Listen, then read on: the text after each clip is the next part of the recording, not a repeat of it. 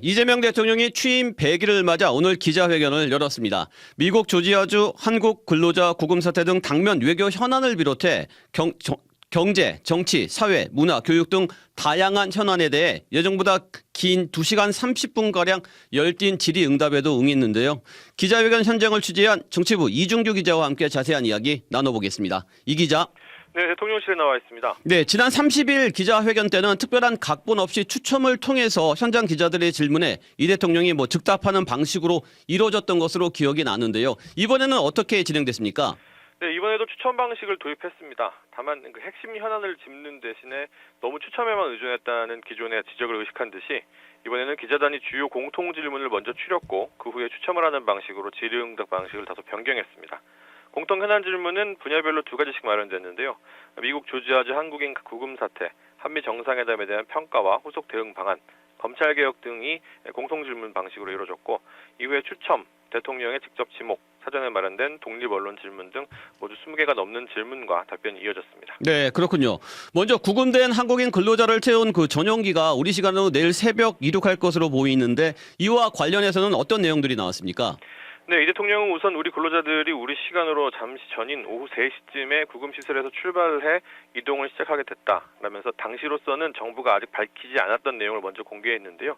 이 대통령의 관련 발언 먼저 들어보시죠.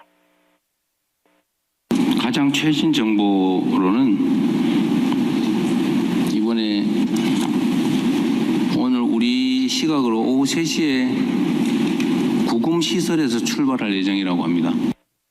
당초 예정보다 귀국이 늦어진 이유에 대해서는 수갑을 채워서 버스로 이동시키려 한 미국 당국의 방침에 반대하는 데 시간이 걸렸고 또 자진 출국이냐 추방이냐를 두고 논한 상황에서 빚어진 소지품 지급 중단 등이 발생했기 때문이라고 설명하기도 했습니다. 특히 이번 사태가 미국에 직접 투자하는 기업의 입장에서는 매우 당황스러울 것이라면서 우리 기업을 비롯한 이 대미 투자에 직접 나서는 기업에 상당히 큰 영향을 미칠 수 있다 이렇게 우려하기도 했습니다. 다만 이번 사태를 계기로 이 한미 간의 협력 관계가 어떤 영향을 받을지에 대해서는 아직 깊이 있게 생각하고 있지는 않은 단계다 이렇게 답을 했습니다. 네, 그렇군요. 그리고 오늘 입장이 밝혀질 것으로 관심을 모았던 주식 양도소득세 대주주 요건 강화에 대해서는 어떤 언급이 있었죠? 네, 앞서 정부와 여당은 대주주 요건을 기존 50억 원에서 10억 원으로 낮춰서 과세를 강화하는 방안을 고민 중이었는데요. 이 대통령은 관련 질문에 반드시 10억 원으로 할 필요는 없다고 생각한다. 국회에서 관련 논의를 맡아주기 바란다고 답을 했습니다. 이것도 역시 이 대통령의 발언 들어보시죠. 그런 걸 봐서는 굳이 50억을 10억으로 내리자 반드시 그렇게 해야 되겠다 그렇게 생각하지는 않습니다. 사실상 이 10억 원으로 강화하는 방안을 추진하지 않겠다라는 의사를 내비친 것으로 해석이 되는데요. 이 대통령은 주식시장 활성화는 새 정부의 어떤 경제와 산업정책의 핵심이라면서 이것의 요건을 강화함으로써 인해서 주식시장 활성화가 장애를 받게 될 정도라면 굳이 할 필요가 있겠느냐 이렇게 또 적극 추진할 이유가 없다고도 설명하기도 했습니다. 반면 주식시장의 불안 요소를 제거하기 위해서는 상법 개정안은 추진하고 또 주가 조작에 대해서 엄하게 처벌해야 한다고 강조했는데요. 상법은 기업을 옥죄는 것이 아니라 부당한 악덕 주주나 악덕 경영진을 압박하는 것이라고 설명을 했고요. 주가 조작에 대해서는 이 부당 이익뿐만 아니라 이 손실을 본 경우에라도 원금까지 회수하는 방안을 적극 추진하겠다 이렇게 말을 했습니다. 네, 국회에서는 특검과 내란 특별재판부, 검찰개혁 방안 등을 놓고 여야가 한창 시끄러운 상황인데요. 이에 대한 이 대통령 입장은 어땠습니까?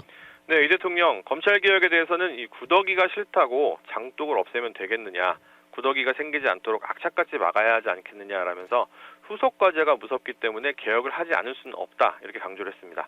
다만 현재 여당에서 논의하는 것처럼 검찰의 보안 수사권을 아예 없애는 것은 또 다른 문제를 이야기할 수 있는 만큼 치밀하고 세밀한 검토와 또 논쟁이 필요하다고 말하기도 했는데요. 여당인 더불어민주당이 추진 중인 이 내란 전담 특별재판부에 대해서는 3권 분립이라는 것은 각 부가 마음대로 하라는 것이 아니라 감시와 견제를 전제로 하는 것이라면서 그게 무슨 위헌이냐라고 말을 해서 사실상 추진에 힘을 싣는 모습이었습니다.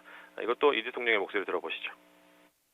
최종적으로 강력하게 존중돼야 될 게 바로 국민의 주권 의지다.